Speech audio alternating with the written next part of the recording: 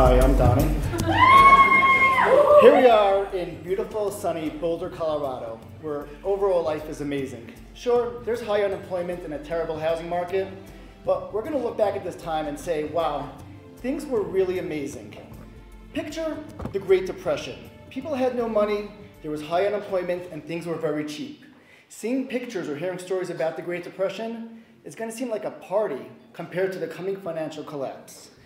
I'm sure we all heard from our grandmothers how they remember buying a loaf of bread or being able to ride the train for a nickel. We all know that what we're paying for food and gas these days, and things don't seem to be getting any cheaper. This is called inflation. I believe that we're heading towards a period of extreme inflation called hyperinflation, which means that a loaf of bread will cost anywhere from $50 to what it currently is in Zimbabwe, 50 billion Zim dollars. So, how did we get into this mess? I don't want to depress you, and I only have 5 minutes, so let's keep it simple. The money supply really started to take off in 1971 after Nixon took us off the gold standard and our money became backed by the faith and credit of our government. More recently, we had the tech bubble pop and 9/11.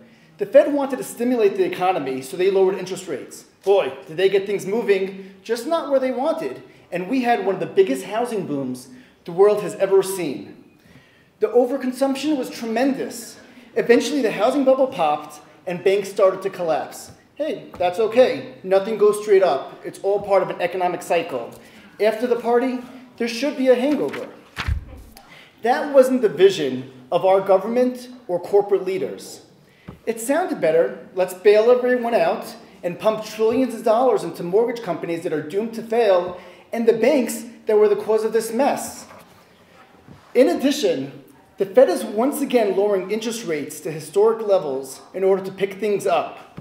Didn't they learn their lesson in 2004 that there are negative side effects to too much stimulus, such as the housing bubble? As if that's not enough, the Fed is printing dollars like monopoly money, and now they are the largest buyer of US bonds. No, it's not China. The Federal Reserve is buying our own debt. It's amazing. Our government says that the solution to too much debt and overconsumption is more debt and overconsumption. You can't put out a fire by throwing paper on it. Listen, guys, I'm not trying to be a downer. Don't worry. I have answers.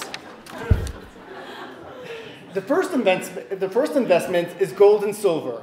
We see in the Torah that Avram bought the cave to bury his wife for 400 silver coins. The temple was loaded with it. Gold has been valuable for thousands of years and seems to be stronger now than ever. It's a commodity, a tangible object that you can hold. When the dollar, euro, and all other fiat currencies, which means a currency backed by the faith and credit of a government, which doesn't really mean anything, when they all collapse, gold will surely shine. The next investment is canned or bags of food with a long shelf life. You can't eat gold, but you can trade it for a bag of rice or cans of tuna or beans. Just to explain, these things will be around. They're just going to cost a lot more dollars than they currently do as a result of hyperinflation. Chickens and goats, they make great pets. You get eggs and milk, and they taste really good if you need to eat them. And don't worry, we're going to have plenty of shochet's here in Boulder. Being in Colorado, I have to mention guns.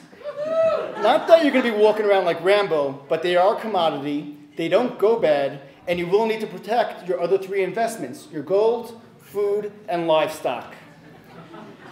It's no coincidence that we're seeing extreme global chaos from hurricanes and tsunamis to tornadoes, revolts, and financial meltdowns.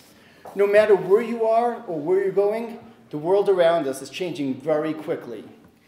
I feel like life will be about communities and living off the land and supporting each other. Our priorities won't be our next vacation or that flat screen TV. It will be about goodness and helping out family and friends. Don't worry, guys. Things will get better again. No, not like we have it now. I'm talking really beautiful. We are the generation that's called the Akaveh Mashiach. We're on the heels of the Messiah. The Mayan calendar end date of 12/21/12 is quickly approaching, and we're about to enter a new phase of enlightenment. Think about your current investments. Where are your savings? Are you prepared for an economic meltdown? I really enjoy talking about this stuff, so feel free to get in touch with me. feel free to get in touch with me for some more positive information. Thank you very much.